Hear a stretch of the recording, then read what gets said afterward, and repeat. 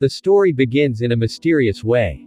Our main protagonist Baek Yisu was talking to his brother Gyeong on the phone. His brother was angry that he didn't pick up the call earlier. He wanted to meet his younger brother. Baek Yisu tells him that he is busy. Meanwhile, another man beside him was scolding other workers for pouring the cement in the wrong way. There was cement and there were dead bodies. Yes, you heard it right, dead freaking bodies floating on the cement surface. Baek Yisu hangs up the call after telling him quickly that he will meet him today. Suddenly busting the door open, a half-naked man comes with a knife and yells at them. He hates South Korea as a member of the North Korean 525th Task Force Unit. His name was Lee Young-chul. Baek Yisu opens his shirt and inside he was wearing a military uniform.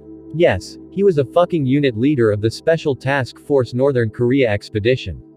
His friends were betting on how many seconds will Lee Young last.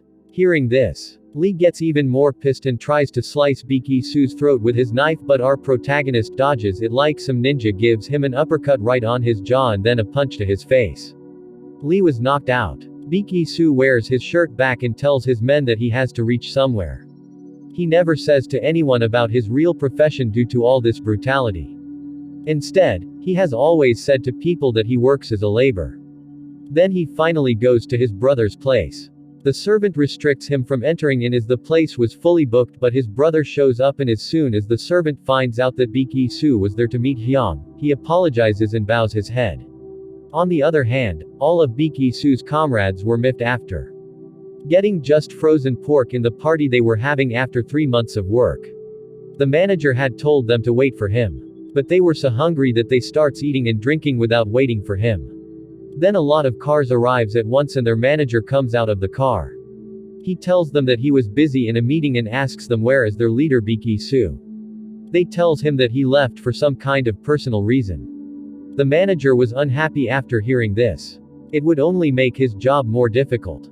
He takes out his pistol and shoots one of them right on his forehead. Then his men comes out from other vehicles and points guns at them from all directions. He was now dismantling the special unit. They were all basically blacked out.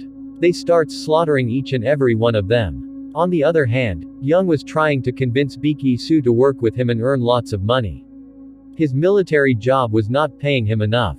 So, he was asking him to manage his restaurants and live a better life. Baek Yisu tells him that he will think about it. Then he receives a call from comrade Shi-Oh-Chen. He goes to the washroom and talks to him. There Shi-Oh-Chen tells him everything that happened to them. That the manager Guang betrayed them and killed them all. He himself was critically wounded.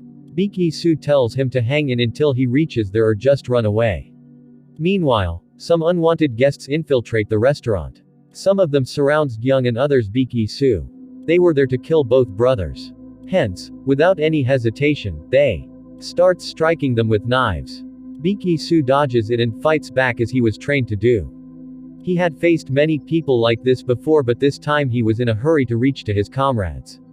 So, without any mercy, he starts murdering them all. It was again the manager behind all this. His man informs him that one unit has been sent to each and they will soon report, but the manager knew that Baek Yisu is not an easy prey. So, he orders him to send an additional troop. Baek Yisu was killing them like an unstoppable force. He was worried about Gyeong. But Gyeong on the other hand was actually slaying these mofos. He was pissed that they dared to interrupt their dinner. He brutally kills every one of them. He hears someone instructing them to kill Baek Yisu as soon as they find him on their walkie-talkie. Gyeong was clearly not very happy after hearing this. Here's the plot twist. Actually, Baek Dogyeong was the boss of the gang T-Sanway. Killing them all, Baek Yisu reaches to his brother and asks him if he was okay. Later in the car, they shares each other's secret. Gyeong finds out that his brother is not an ordinary soldier but an informant, and Baek Yisu finds out that Gyeong is not just a gangster but the boss of the Tisan Inc. Baek Yisu tells him to stop the car and drop him there as his brother might be in danger if he sticks with him. But Gyeong does not listen to him and stops the car in his place. When they get out, lots of Hyung's men were already there and were preparing for something. Baek Yisu asks his brother what it is. Gyeong explains to him that he is organizing a fake death funeral of Yisu to convince his enemies that he is dead. It was like a performance. It was a method of identity cleaning and escaping. Young was sure that the manager will fall for this, but Baek Yisu doubted. Young explains to him that the Tisan gang is a well-known organization more than he thinks. So, if they declare someone to be dead, especially the boss's brother, then anyone would hardly doubt it. And all the important people who would come to condolence him will be the witnesses. So, he assured Baek Yisu that he will never doubt it. Then finally the manager arrives. He was shocked to see that Baek Yisu was actually Young's brother, although he thinks of him as a mere gangster. Then one of Tisan's member knocks on the car window and tells him to leave as he was not invited. He was not alone in that vehicle. All those men were sitting behind him as well. The manager orders them to go and check if Baek Yisu is really dead, even if they have to open the coffin and fuck everyone who tries to interfere. They gets out of the vehicle. Young's men tries to stop them, but they were no match for these monsters. They were cold, calm, silent, yet brutal and vicious. They knocks down everyone who comes at them. They were actually the 2nd North Korean special spy team. As they climbs up the stairs, another man was blocking them, but this time he a big dude. Bulky and muscular. He requests them to return as it was a private family funeral and they were not invited. One of the spies hits a very hard punch on his jaw. He expected him to fall like the others, but the story was different this time, kids. The guy does not even flinch and requests them again to return. The man we are talking about was none other than the head of the security of Tisan, Ha Jinwang. Some calls him the holy immovable man. Jinwang grabs that guy's neck. Actually, his hands were big enough to grab both neck and jaw at once. And then makes him fall to his knees, and without doing much, he breaks his jaw. The other spies were sweating. They gathers some courage and charges towards Jinwang. Jinwang was not only big, but also agile. He dodges them easily and beats the shit out of them. Hands like a hammer and grip like that of a crocodile. He beats up every last of them. The manager was tense watching all this. He pities his men for losing to a single guy. So, he himself comes out of his car and apologizes to Jinwang for all the scenes they created and tells him that there must be a misunderstanding. Then he shows his ID card and tells that he was the boss of Baek Yisu. Young was watching all this from a distance. He signals Jinwang to let him in. Thus, Jinwang now shows the manager Jang the direction to the funeral. Well kids, I mean the fake funeral. Thus, Jang attends the funeral and wonders if he is really dead this time. Then he asks Young how much he knew. Yes kids, flashback time. Earlier when Baek Yisu told everything about the betrayal and execution. And how it was all a plan of Chief Jang.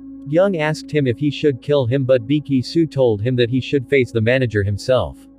So kids, the one we were thinking to be Young all this time was actually Baek Yisu. As they were twins, they looked alike. So, it was easy to disguise. Baek Yisu brings out a knife from his sleeves and asks Jang to come and have a chat with him in a different room. Jang still had no idea that it was Baek Yisu himself. Baek Yisu asks him how did they kill him and threatens him that if the explanation does not satisfy him then he will be dead. Jang tries to act cool and tells him that Baek Yisu dies on a national mission. He thinks that he can easily outsmart a mere gangster. He denies to give the details and starts giving other excuses, but then a single punch from Baek Yisu knocks him to the ground. His nose starts bleeding. Probably broken. A girl stops him from beating him more. And then soon even Jinwang comes in and asks Jang to return immediately. Baek Yisu was shouting like crazy. He was acting exactly like Young would have acted if it was all real. So good that he could have won an Oscar if he was an actor. Hence, Jang leaves. Later that night, Young was instructing Baek Yisu to act a little more like him or he might get caught. Baek Yisu replies that sooner or later they will find it anyway and decides to leave. He also tells Young that nothing he did in the funeral was an act. He really wanted to kill Jang. The next part coming soon kids. Stay tuned.